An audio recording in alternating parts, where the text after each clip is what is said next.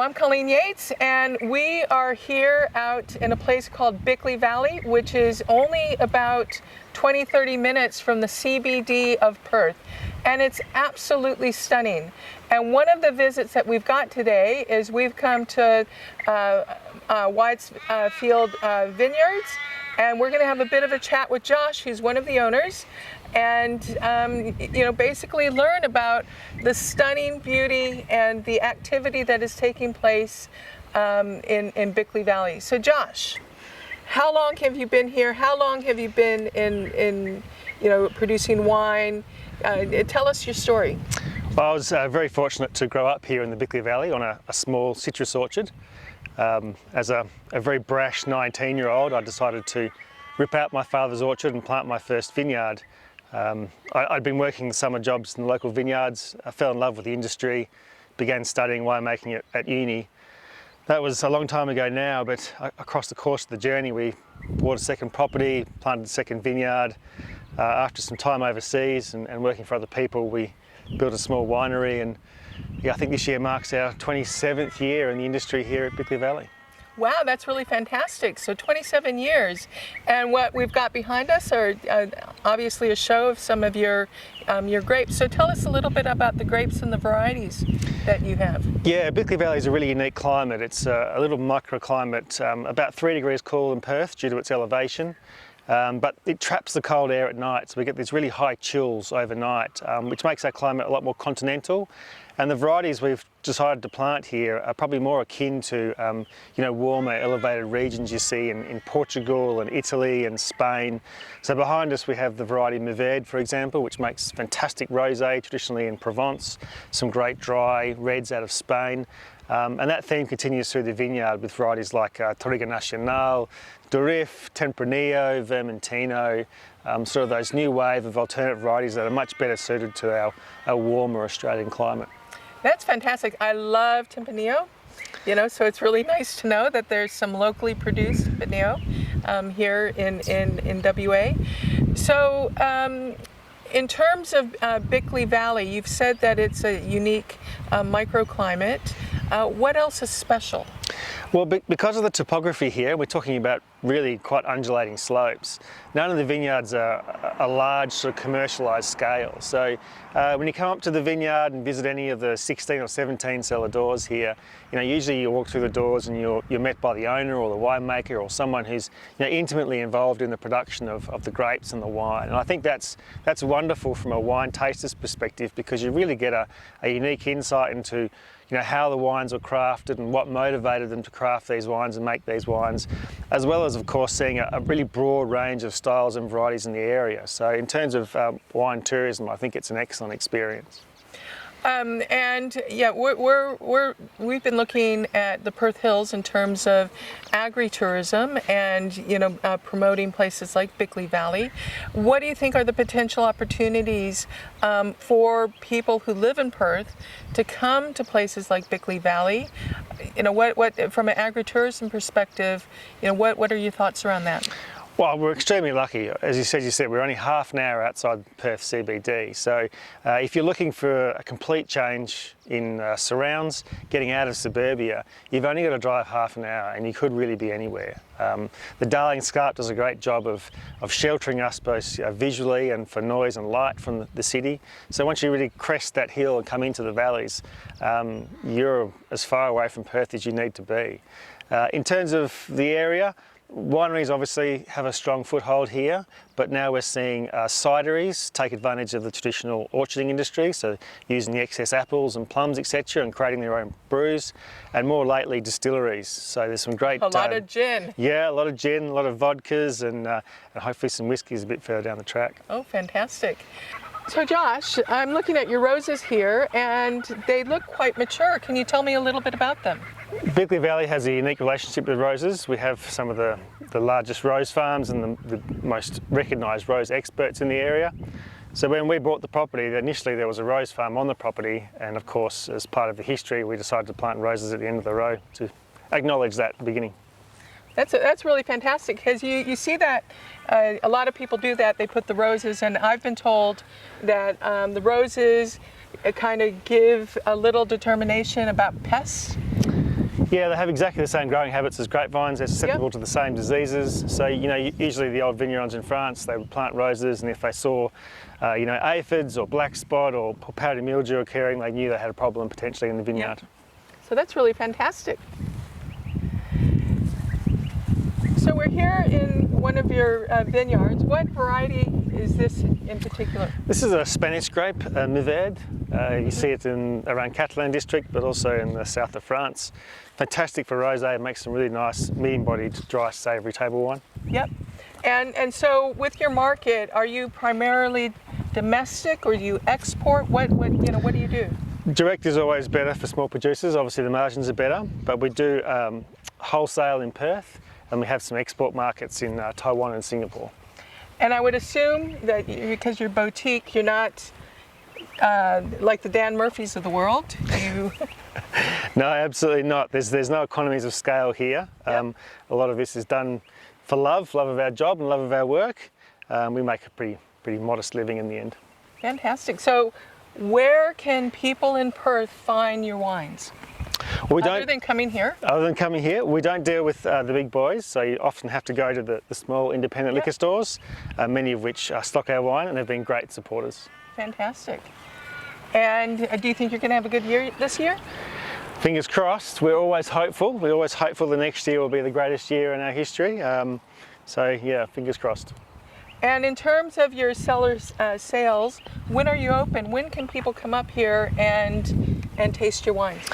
We spend our week working the vineyard, working the winery. So our cellar doors open weekends, Friday, Saturday and Sunday. Okay, and what are the times? We're open from 11 in the morning to 5 at night. Okay, Yeah. So that sounds like a really fantastic opportunity for people to, come visit your cellar door, taste some wines, have a great day, visit Bickley Valley, and then be home by the afternoon. Absolutely, very easy indeed. Josh, I understand that you provide workshops. I do know that people visiting from overseas love to attend workshops. So tell me a little bit about the workshops that you run. No problem. Well, I always feel that when it comes to wine, tasting only gives you a limited insight. So to be able to see and touch and feel and be involved, I think gives you a much better understanding of the process, of the wine, and we offer a number of different interactive workshops to facilitate that. Our disgorging workshop, which is basically allowing customers to disgorge their own sparkling wine to their tailored dosage, and of course our blending workshop, which allows them to blend their own red wine, which we then bottle for them to take home. So when is your next workshop? Well, this is blending season at the moment. This is the one time a year we actually get to blend our red wines. So we've got blending workshops booked, from the end of October through to the middle of November. And after that time, of course, we'll complete our blending and those wines will go to bottle. And you'll have to wait a year again before you get the opportunity. That's so fantastic. And I think that's a fantastic opportunity for people visiting Bickley Valley to come out to a winery and learn how to blend. Okay, so Josh, we're heading to your cellar door, and I notice you have this very unique cow Yes. at the entrance to your cellar door. Can you tell me a little bit about that? That's Daphne. Yep. So I didn't realise this, but apparently every winery needs a fake cow. My wife came back from a charity auction years ago with this cow in tow, which was a very spontaneous decision on her behalf. But Daphne's become a bit of a social media star here at Myattsfield. It looks a little like a Buddhist with all the things draped all over. Being from Santa Fe, New Mexico, they actually started a very similar thing with horses. Oh yeah. So artists painted the horses different ways and they were auctioned off in a very similar way. So was that kind of where Daphne came Exactly. I think Daphne was part of the Festival of Perth artist display at one stage before we got hold of her. I understand my wife's plan is to cork her next. She's going to strip her back and layer her in wine corks. Oh, well, you got to come out and see Daphne. So Josh, this is your cellar door. There's some really interesting art in here, and are all the wines sitting here from your vineyard? That's correct, yeah. And some of the awards we've won over the years. Oh wow. So that's really, really fantastic. So what kind of awards have you won? That might be a very long conversation. There's about 46 of them over the last 15 years or so. So that might be too complicated for a conversation. But So any best of show type things? yeah, most successful exhibitor at the Perth Hills Wine Show is one we cherish, obviously being a regional winery. Obviously you want to try and prove yourself to be consistent, and that's the most coveted award at the local show. Mm-hmm. So seeing that we're in your cellar door here and being an expert in wine production, how do people taste wines? What's your recommendations? When you arrive at cellar door, the first thing to notice is the tasting list. It'll be put in the order of driest and lighter bodied wines through to the fullest and heavier bodied wines. Don't start tasting at the bottom because those wines will overpower the wines before them. Always start at the top and work your way down. Other than that, tasting wine is very simple. Trust your senses. Most of taste is actually smell. So aromatically is probably your most important assessment. Don't forget to swell your glass, have a good sniff, put the wine in the palate, let it run across your tongue. And I always recommend spitting when I'm tasting because you don't know how many wines you're going to try, you don't know how long the day is going to be. You can get a really good assessment of that wine just by tasting and spitting, and that leaves you fresh and able to enjoy the rest of the day. Yeah, the tasting bit and the smelling bit is quite unique because I think everybody's got a different way of tasting and smelling. I one time tasted a wine and I said, oh, this tastes like cotton candy. And the person actually providing the wine said, oh, there's no such thing as a cotton candy taste. But turns out there's a cotton candy taste. Absolutely. Every palate deciphers flavour differently. I can't tell you what you taste because I can't tell you how your palate is interpreting those flavours. So don't ever let someone dictate to you, what you should taste or what it should be. The experience is always unique to the taster. Great. So maybe we should taste these and...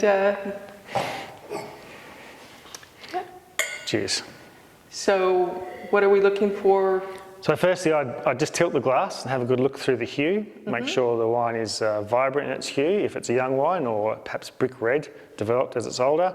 After looking at the hue, I give the wine a swirl, try and introduce some oxygen and release some of the volatile aromatic compounds.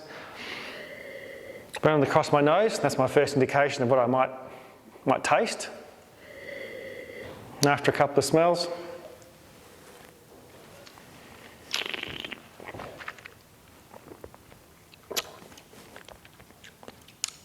That's beautiful. Tasty. Yeah.